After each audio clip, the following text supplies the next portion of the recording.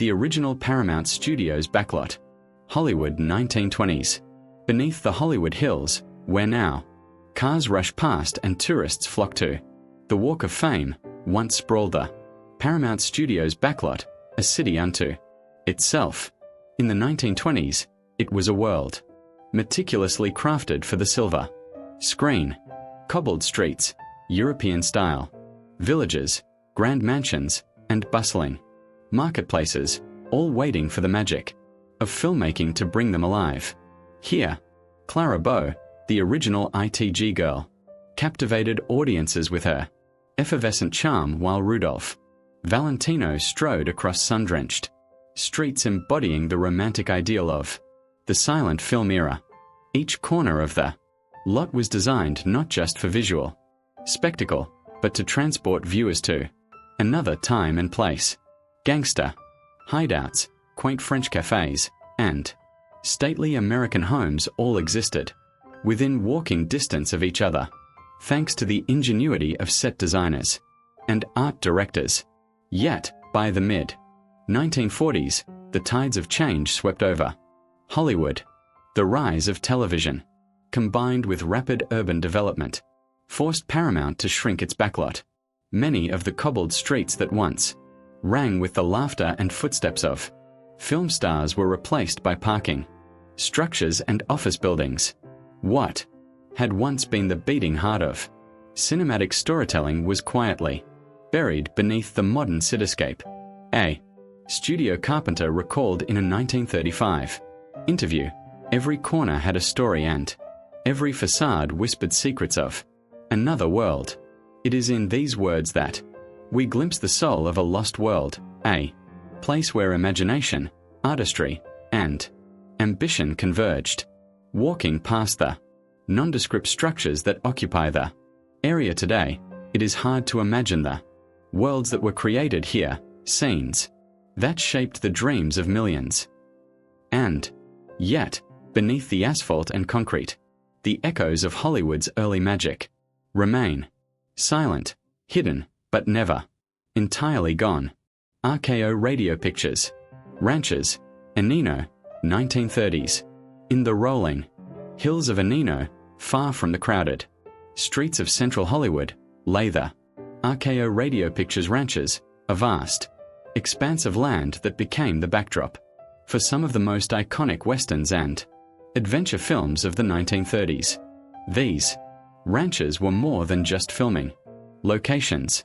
They were laboratories of imagination where dust kicked up by galloping horses and wooden saloons transported audiences to the rugged frontiers of the American West. Stars like Fred Astaire glided across carefully staged town squares, while John Wayne, still carving out his persona as the quintessential Western hero, performed with an authenticity that would define his career. Directors and cinematographers relied on the open fields, rolling hills, and artificial lakes to craft worlds that were at once vast and intimate, creating the illusion of frontier towns that stretched for miles, all within a single property. However, by the 1960s, Los Angeles's suburban expansion began to claim these cinematic landscapes. Ranches were subdivided, roads cut through, and modern homes replaced the open plains where legends once rode. Today, Antino is a residential neighborhood with little visible trace of its cinematic past. Yet, if one walks quietly through the streets, it is not hard to imagine horses trotting along empty roads or the flutter of a saloon door in a forgotten western set. A local newspaper once wrote, "The hills of Enino were Hollywood's own wild frontier, capturing the sense of adventure and possibility that permeated every production filmed there." These words remind us that even when the physical sets vanish, the impressions they leave on culture and imagination endure, shaping our collective memory of the golden age of Hollywood. Enino today may feel like a typical suburb, but beneath its lawns and streets lies the spirit of adventure, preserved in photographs, newsreels, and the memories of those who once walked its sunlit fields. The ranches may be gone, but their legacy continues to inspire stories of courage, movement, and cinematic magic. Warner Brothers. Vodafone Stage, Burbank, 1920s. In the heart of Burbank, amid the quiet streets that today host offices and modern studios, once stood the Vodafone Stage, a place where the future of cinema was being written in real time. In the 1920s, this stage was revolutionary. It was where synchronized sound was first married to moving images, forever transforming the way stories could be told on screen. It was here that Al Jolson performed in The Jazz Singer, delivering lines that audiences had never heard before in a film. The excitement was electric. The silent era was giving way to talkies, and every corner of the stage seemed to hum with innovation. Directors, sound engineers, and actors all experimented with microphones, acoustics, and camera placement, pushing the boundaries of what cinema could achieve. By the 1950s, however, the Vodafone Stage was demolished, replaced by office complexes and television facilities. The physical space that once gave rise to a technological revolution in film had vanished, leaving only memories and archival footage as testimony to its significance. A Warner Brothers archivist once wrote, "Within these walls, silence was conquered and a new voice emerged. Those walls may no longer stand, but their contribution resonates in every sound film ever produced.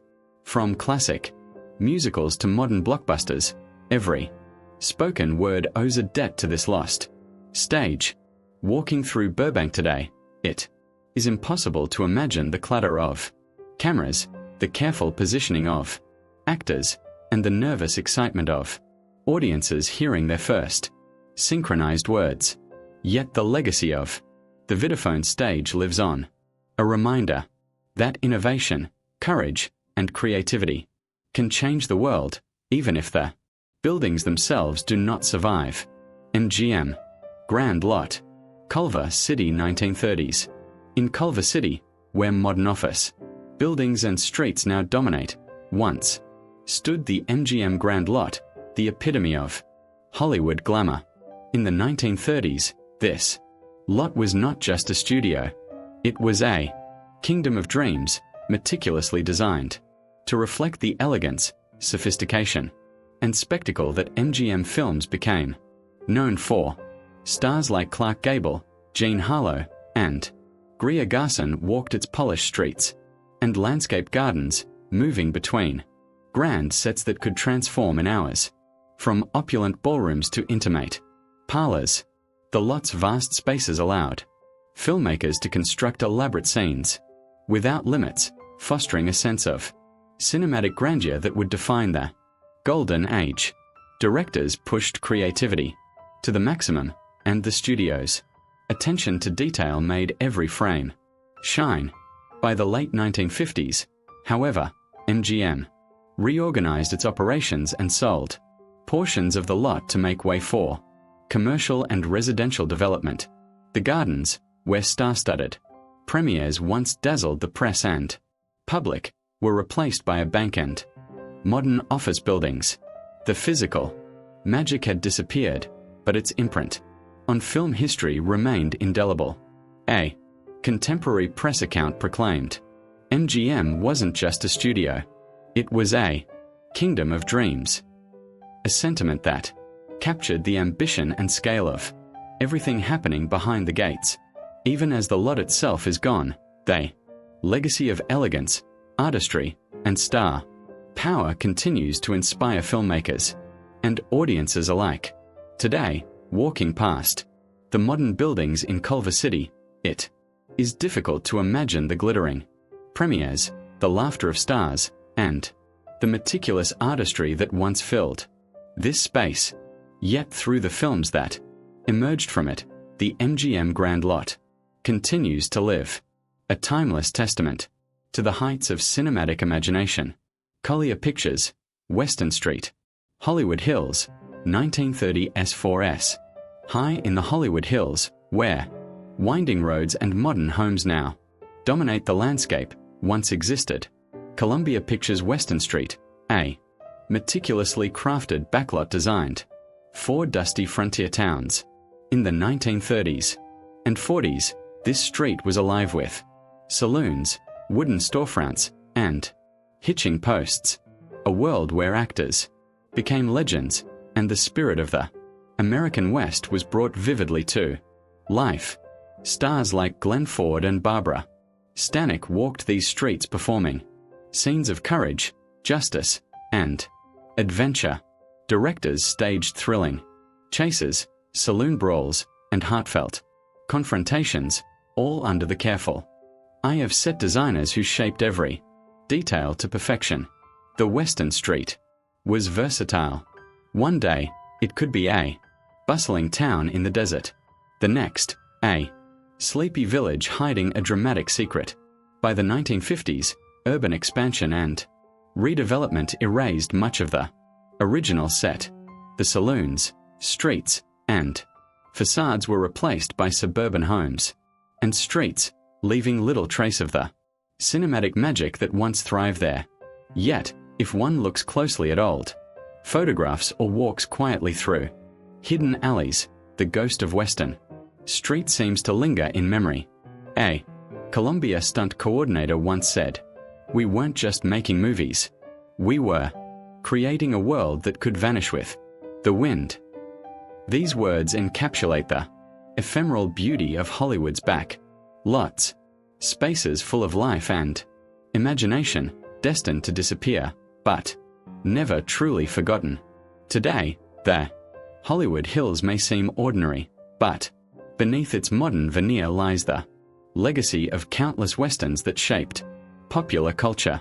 Western Street may be gone, but the stories it hosted, the thrills it produced, and the heroes it showcased remain etched in the history of cinema. Selnick International Studios, Hollywood 1930s. Nestled in the heart of Hollywood, Selnick International Studios was a beacon of creativity and ambition in the 1930s. Founded by David O. Selnick, the studio became a birthplace for some of the era's most enduring films, including the monumental Gone with the Wind. Every corner of the lot exuded meticulous planning and cinematic craftsmanship, from sprawling southern plantations built on soundstage to carefully constructed period streets that transported audiences to another time. Actors, directors, and crew members thrived in this environment of high expectation and artistry. Sets were elaborate, costumes detailed, and every production received Selnick's exacting attention. Stars like Vivian Leigh and Clark Hale walked these grounds, performing scenes that would be remembered for generations. The studio was not just a physical space, it was a laboratory of storytelling where ambition and imagination merged to create films that shaped global culture. By the late 1950s, urban development and changes in the studio system led to Selnick selling much of the property.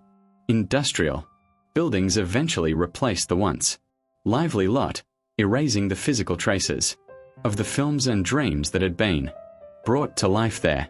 Selnick himself reflected, "The studio is where imagination meets reality. Fleeting but unforgettable. Even though the buildings are gone, the movies created here remain immortal, capturing the vision, talent, and painstaking effort that define the golden age of Hollywood." Walking through modern Hollywood today, it's easy to miss the spaces where cinematic history was made.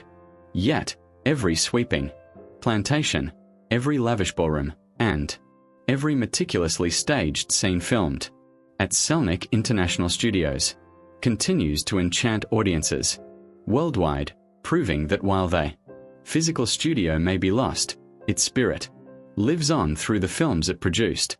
Fox Movie Tone Ranch, Studio City, 1920s-30s. In what is now the suburban sprawl of Studio City, the Fox Movie Tone Ranch once stretched across rolling hills, open fields, and gentle streams. In the 1920s and 30s, this ranch was a hub of innovation in early sound cinema, where newsreels, shorts, and feature films were captured with pioneering, synchronized sound equipment. The land itself became part of the story, offering natural landscapes that enhanced every production. Early stars and crew members marveled at the versatility of the ranch. The open spaces allowed for dynamic camera work, outdoor stunts, and sound recording in ways that indoor stages could not replicate. Musicians, announcers, and actors collaborated to produce the first soundscapes that would captivate audiences nationwide, creating the foundation for modern filmmaking techniques. As Los Angeles expanded, the ranch was gradually subdivided.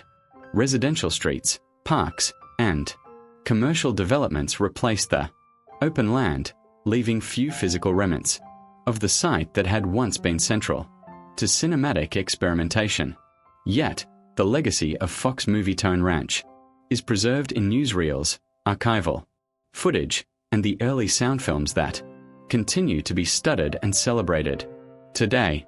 A local historian once noted, "You could hear the whispers of history if you listen closely among the trees." Indeed, while the physical ranch may have disappeared, its contributions to film history resonate in every early talkie and every piece of recorded sound from that era. Walking through modern Studio City, it's difficult to imagine the excitement that once filled these fields. The ranch may now be hidden beneath suburban rooftops and manicured lawns, but it remains a forgotten cradle of cinematic innovation, reminding us that Hollywood's past is often just beneath the surface, waiting to be remembered. Universal's jungle set, Universal City, 1930s. Hidden within the modern sprawl of Universal City, there once thrived a lush artificial jungle meticulously crafted on the Universal backlot. In the 1930s, this jungle set became the backdrop for monster films, adventure, epics, and thrilling cals, a place where filmmakers could transport audiences to faraway exotic lands without ever leaving Los Angeles. Stars like Boris Karloff and F.A. Ray navigated these dense sets, their performances heightened by the carefully constructed waterfalls, vines, and ancient ruins that surrounded them. Every leaf, every shadow, and every artificial rock was placed with precision, creating a sense of danger and mystery that captivated audiences. Directors and set designers worked tirelessly to ensure that the jungle felt alive, immersing viewers in stories of suspense, romance, and adventure. By the 1960s, Universal began dismantling the jungle set to make room for expanded, modern facilities. Where once monsters roamed and explorers trekked, office buildings and parking lots now stand, leaving little physical trace of the wild worlds that once existed. A former set designer reflected, "Every leaf was placed with care, every shadow calculated to thrill. Even though the set has vanished, its influence on the horror and adventure genres is undeniable. Films shot here shape the visual language of suspense and exoticism for generations of filmmakers and audiences. Walking through Universal City today, it's hard to imagine the excitement and tension that once filled this space. Yet, the spirit of the jungle lingers in every classic monster film and every adventure story, reminding us that even fleeting backlot sets can leave an enduring mark on cinema history. RKO, Radio Ranch House, Hollywood Hills, 1930s. Perched in the scenic Hollywood Hills, the RKO Radio Ranch House was more than a filming location. It was a symbol of elegance, creativity, and the social life of Hollywood's golden age.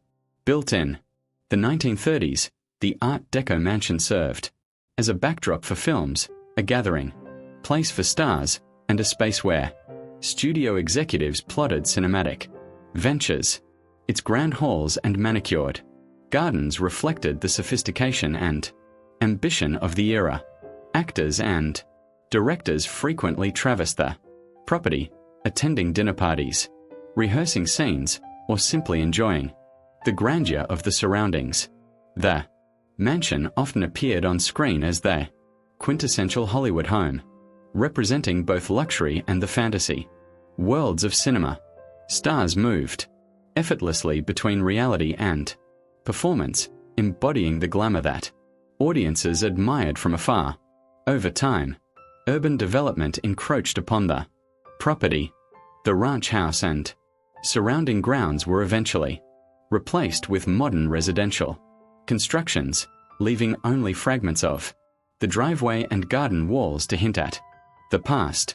Though the physical space is gone, its memory survives in photographs, press coverage, and the films it helped create. A contemporary entertainment column once observed, "The house shimmered with elegance as if the very walls had absorbed starlight." These words capture the fleeting beauty and charm that defined the property. A beauty that was at once tangible and cinematic. Today, walking through the Hollywood Hills, it's easy to miss traces of this lost mansion. Yet the spirit of glamour, creativity, and social artistry it represented continues to echo through the legacy of RKO and the films produced there, reminding us that even vanished locations can leave an enduring impression on history and culture. Warner Brothers Jungle. Location: Burbank, 1940s. In the quiet streets of modern Burbank, where warehouses and offices now stand, there once existed a Warner Brothers jungle. Set, a hidden gem of adventure filmmaking in the 1940s. This carefully constructed set brought exotic landscapes to life, serving as the stage for thrilling surreals and adventure films that captivated audiences across America. Actors scaled artificial cliffs, crossed rope bridges, and navigated dense foliage, performing daring stunts that thrilled moviegoers. Week after week, every detail, from the placement of vines to the design of crumbling temples, was crafted to immerse viewers in a world of excitement and suspense. Directors and set designers collaborated tirelessly to create a jungle that felt alive, despite being entirely fabricated in the heart of Los Angeles. As the decades passed, Warner Brothers dismantled the set to accommodate industrial expansion. Foundations and remnants of the structures now lie hidden beneath modern buildings, and the lively jungle that once echoed with the sounds of adventure exists only in archival footage and photographs. A production note from the era captured the spirit of the set. The jungle was alive, and so were our imaginations. Even though the physical space has disappeared, the sense of wonder and danger it created lives on in the films and in the memories of those who experienced it. Walking through Burbank today, one might never guess that a world of adventure and cinematic creativity once thrived where concrete now stands. Yet, the legacy of the Warner Brothers jungle location endures, a reminder that Hollywood's imaginative landscapes, even when lost, continue to inspire awe and storytelling for generations. Which of these hidden Hollywood locations would you most like to explore if you could step back in time? Or perhaps you know of other lost filming sites in Los Angeles with fascinating stories. Share your thoughts and discoveries in the comments below. We'd love to hear which pieces of Hollywood history capture your imagination. The